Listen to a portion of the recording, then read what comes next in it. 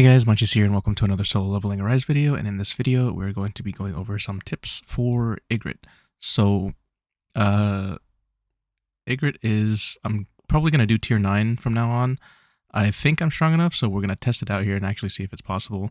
So I'm a little bit under, I'm 196 and they want 215, so I'm a little under but not in the red.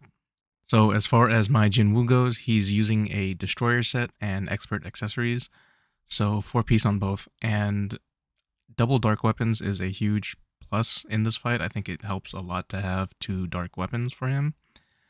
And for your supports, having characters that can break help a lot because he regenerates his shield.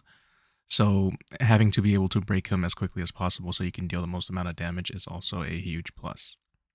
So as you spawn in, it's going to spawn you just outside of his door. So you walk in, you spawn him, and he's always going to start with the same attack.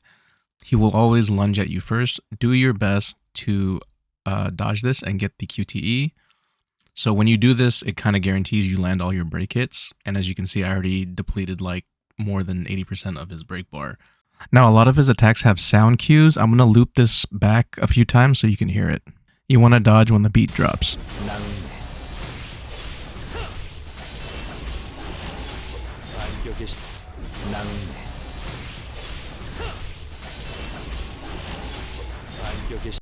Now, if you hear it, it's a wind-up cue. It'll go womp, and then you want to dodge. Like I said earlier, I call it a beat drop, but you want to dodge at that timing. Now, once he's broken, you want to ult immediately. So if you have the destroyer set on, you should have your ult on the first break. So you're going to ult, and you are going to want to have all your weapon abilities, everything up for when he's broken. So once he's on the ground and has no armor, you want to dump all your weapons into him. The main thing with this fight is to abuse your quick time event for your shadow step. So the more abilities you learn how to dodge, the better, because you can abuse the quick time. So if he roars, don't go back in. He's going to roar again. This does a lot of damage if you're close to him.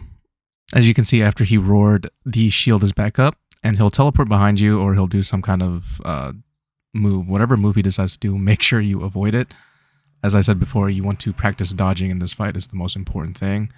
So one of the things you want to do is when he does this lunge for this outside-inside pattern, when he does this, try not to quick time event it, just kind of rely on your dodges for a little bit. And once he's in that pattern, he kind of gives you a pretty big damage window to where you can break and do whatever you need to while he's in there. And as you're moving throughout the fight and he does certain attacks like this one, and he'll follow it up with like a frontal, just make sure you get behind him. And every chance you have to use your ultimate when he does not have his shield up is absolutely very, very important. It does the most amount of damage you could possibly do during the fight. And you just want to be careful. As you can see, he regenerated his shield like immediately after that. Just do not dump it into him while he has the shield up. But the fight is pretty much rinse repeat. It's focus on dodging. Don't get hit by the screams more than once. And just break him when he has the shield up. Deal damage when he has the shield down.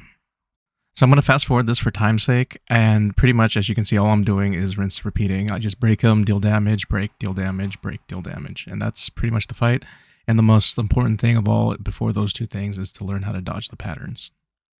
Now, this is the last thing that I'm going to talk about here. So what you want to know is when he does this teleport where he sends himself to the middle of the room, if you can iframe this and get your QTE, you can close this massive gap.